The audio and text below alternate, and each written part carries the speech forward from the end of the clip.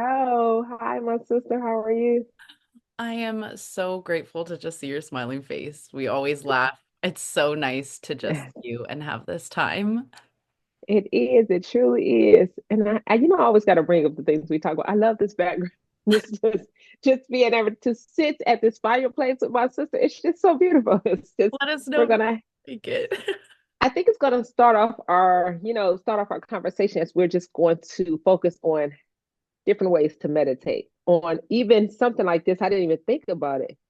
And I appreciate how I'm going to say the Holy Spirit guides us and it's guiding us more in our conversations. Like I've been struggling with meditation and finding ways of how I can be quiet, to listen, and to learn how to slow my days down, slow my thoughts down, and to meditate.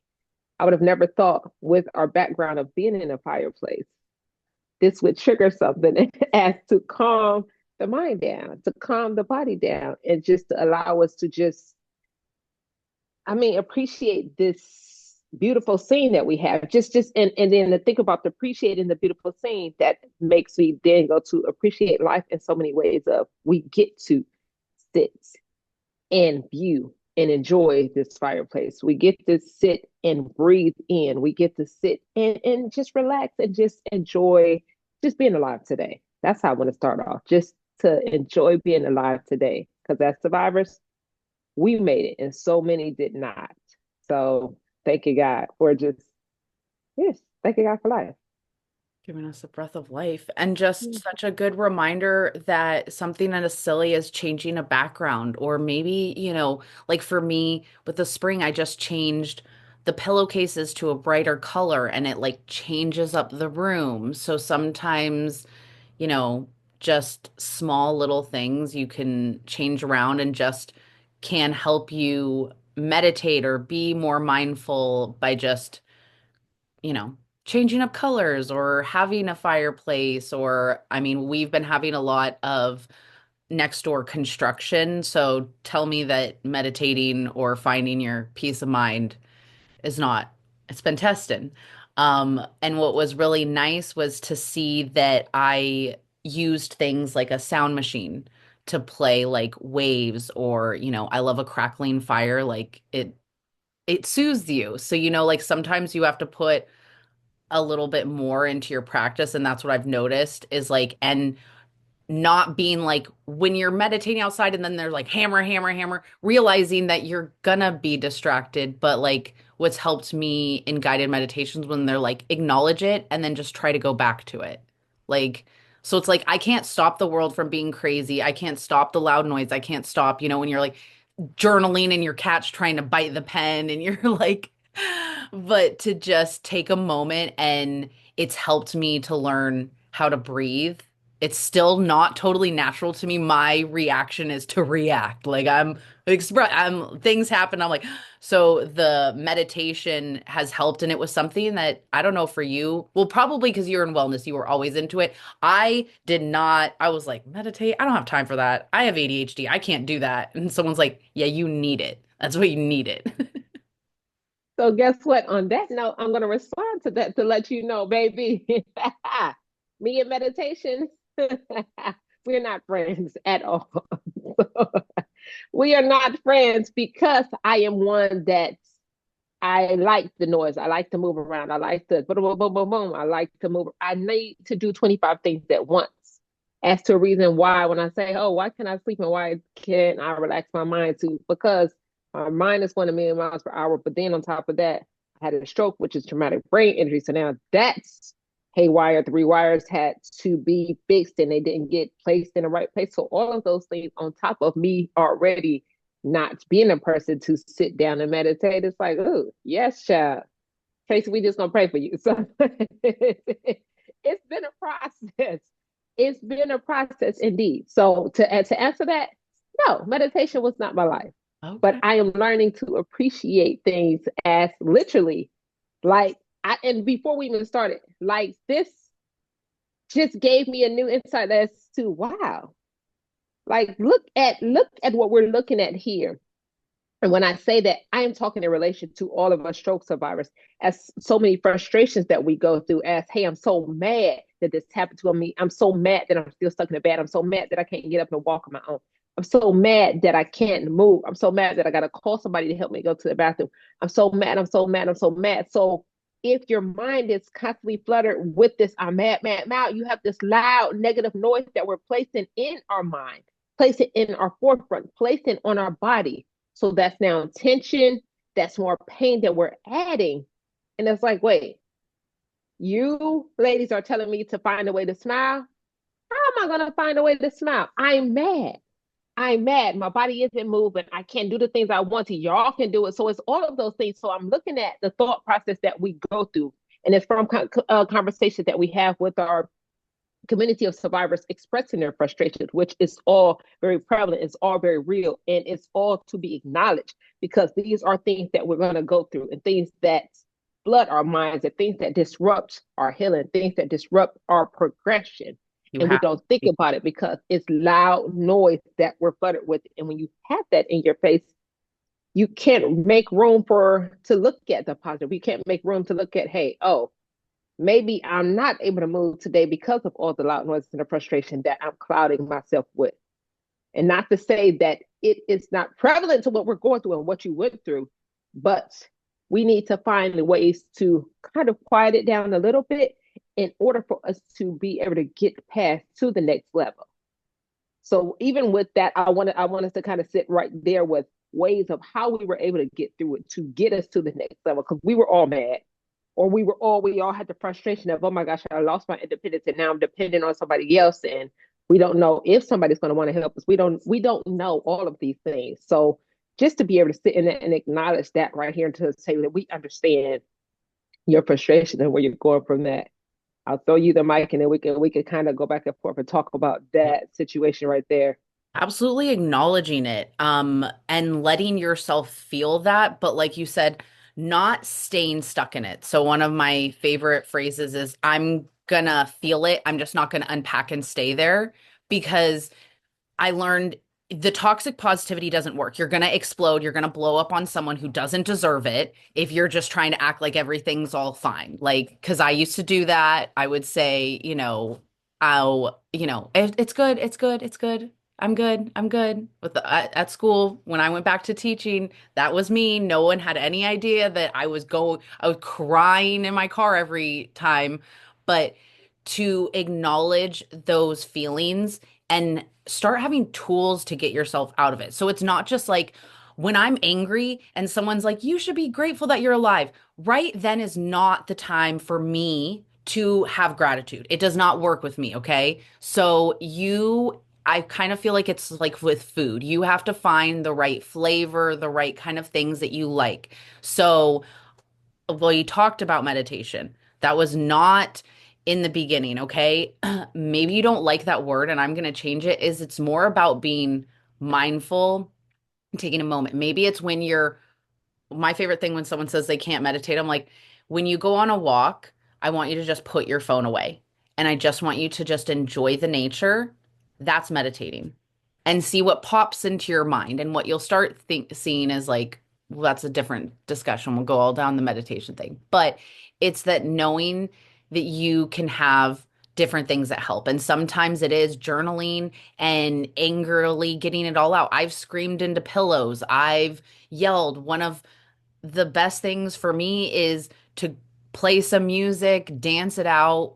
I usually cry it out and go have a shower, wash it away, and know that like I'm going to get through it. So I have found those different tools helpful for me to get me out of those angry, sad feelings because we all feel them and you have to acknowledge them. So like and I think it's also not feeling guilty. I think that was the hardest thing is, you have people around you like, but you should be grateful. And it's like, I am grateful I'm alive. I am grateful, but like I can't see out of my freaking eye right now. And I keep running into everything. You keep handing me everything on my left side. My mom thought the animals freaking pooped on me because I had chocolate all over me because I dropped it. And she was like, she came in the bedroom, she's like, oh, did the dog poop on? I'm like, what?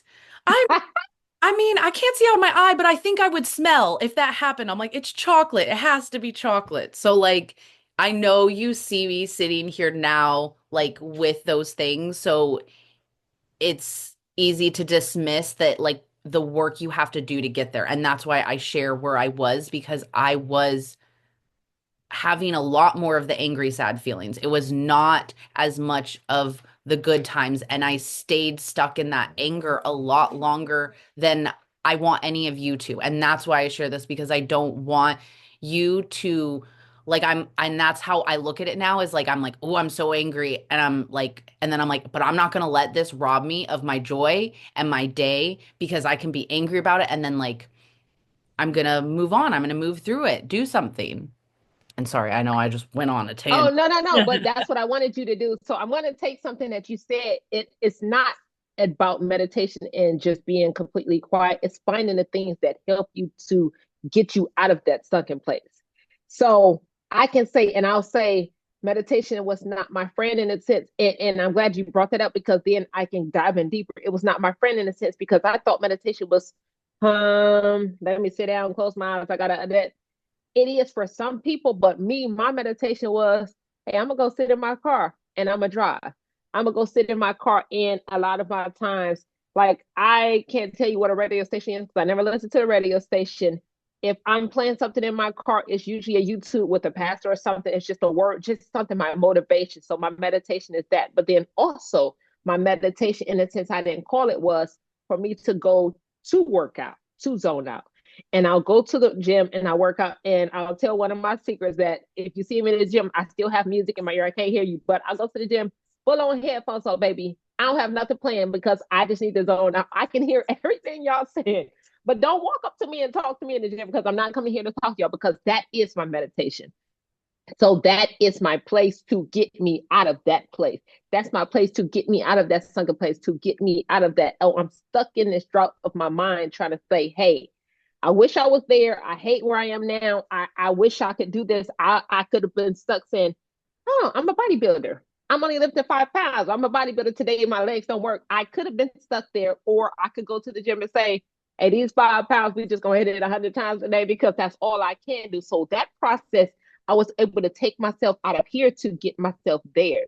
So it's about taking yourself from one place to be able to move it to another place, and then just be able to accept that. So again, it's not for meditation to just say everybody has to sit here and do this. No, we're going to find what your meditation is, what's going to give you that peace to say, hey, get out of that thought of where you are now, so we can get you to the next level, so we can help you to continue to progress. We can help you to continue to find the love of that life that you once had. So that's what it is. So you hit it on the nose when you said that, finding that place and finding those things to help you get through. That's what you want. Totally. I mean, some people it's painting. I mean, it's just something that you can do that you're not just totally stuck in your brain. And the thing is, I know everybody, it's like, that's so hard to do when you have, you know, all that stuff going on. And so it helped me when someone shared, they go, you do you find yourself planning all the stuff you need to do, or are you ruminating, like you're going to past stuff? Like when your brain starts to go, and I found, I don't know about you, I somehow I'm like, this is all the things I need to do. I start thinking about all the stuff that's supposed to get done instead of just being present in the moment. And so what's helped me is be like, I can think about that later, or doing a brain dump and writing that stuff down. But like I think we touch on the point that it's not always it might not be the first time you hear something. So if you hear a tool that somebody is using and they say, "Oh, I really like stretching in the morning," you're like, like I'm just giving you this advice because I wish I would have taken it sooner." It's like I'm going to put that in my pocketbook. I might not use it right now. It might not be a skill I want to implement right now, but maybe at another time I will like it. Absolutely, but that's why it's great about the community, because you're going to use something that somebody else has and said, I may try that a little later. That may not work for me right now, because, and it could be because of the place you were in, your thought process. I can't go there right now. I can't go there right now because it's just not, it's not at this moment. Not, and it's okay to not at this moment. It's okay to not be able to do that at this moment. It's just something that she put in the back of her mind and say, hey, I will get there. And I appreciate you sharing that. I appreciate you being able to talk about your experience and your knowledge that you went through that helped you get through. It's just not right now for me. And it's okay to say not right now. It's okay for me to say, hey, I can't smile today. And we've had times that we talk about, hey girl, live ain't happening today. I just don't have it in me. It's just not there. But that's the beauty of it.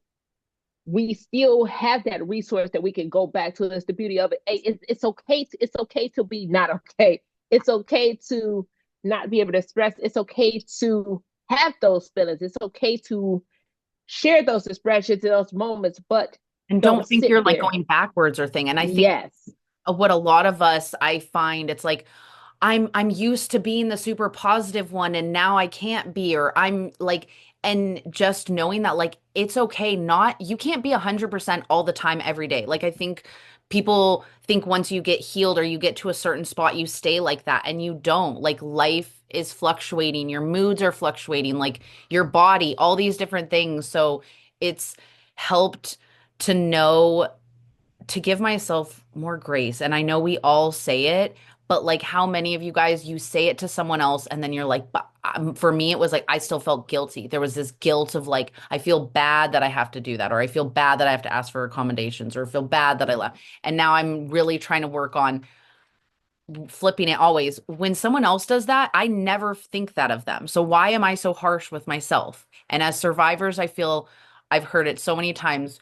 We're so hard on ourselves. So it's like, Absolutely. just be a little bit kinder and know that it's okay if you're having a rough day. Like, we can't all be happy all the time. And you're going to have some days where you're tired and when you're crabby. And the best thing a lot of those times is just go to bed. Take a snack, go to bed, and I promise you tomorrow will be better. Like, but that's the other part of it. So you see how you said that you're gonna have those days. It's like woosah. Take a snack, go to bed. Today ain't my day, so I am gonna have that snack. I'm gonna have something, and because that snack is gonna give you that joy.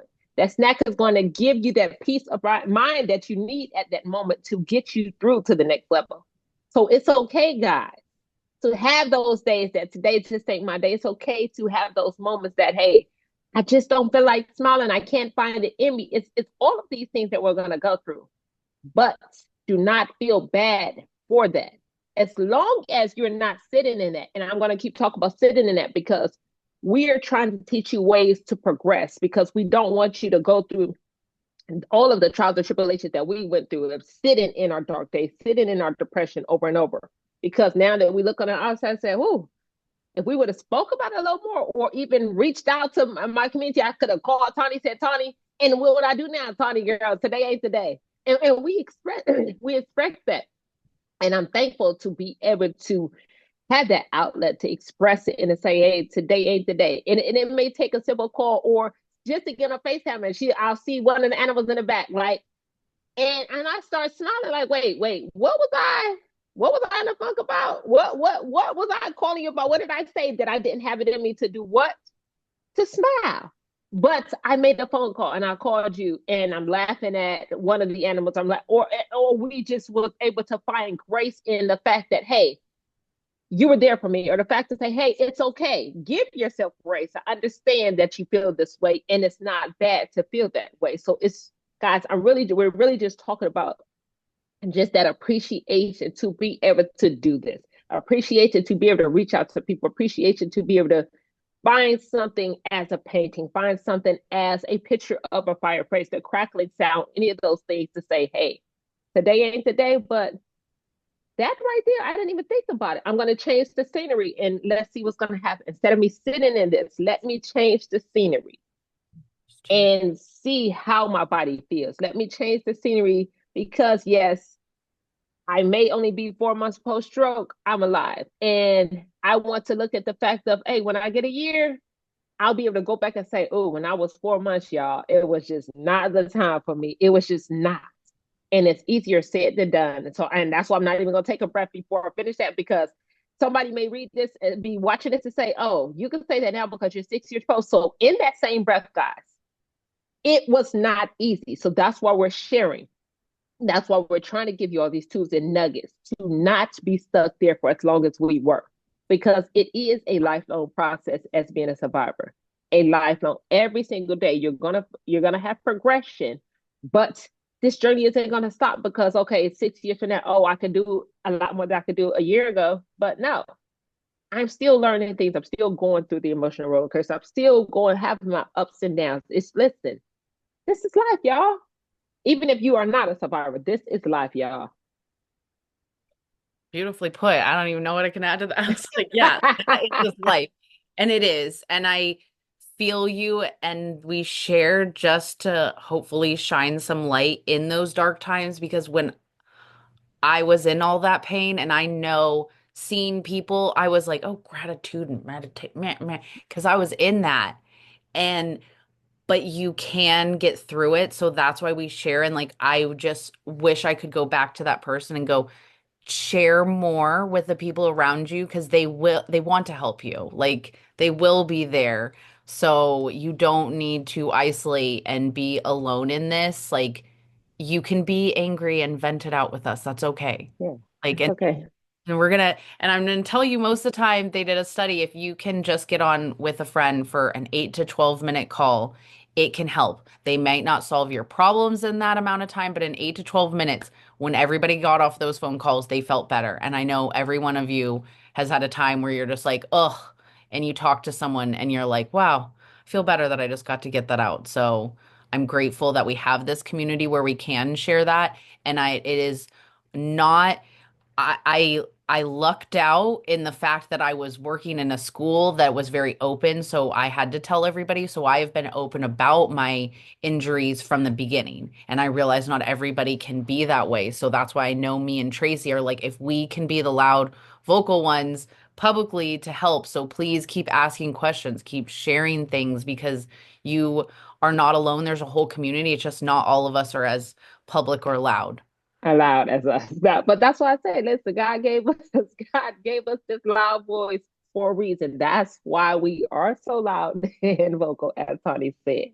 But at the same time, I wasn't loud because I sat back yeah, and that's how I got misdiagnosed. That's how all the things, because I go, okay, I don't, oh, okay, I'll just wait. And I still am that person. But because of this community and because of what I've been through, I'm like, I cannot let this happen to me or to anybody else. So I seriously will use that. And I'm like, okay, no, you need to speak up. So I say it to help.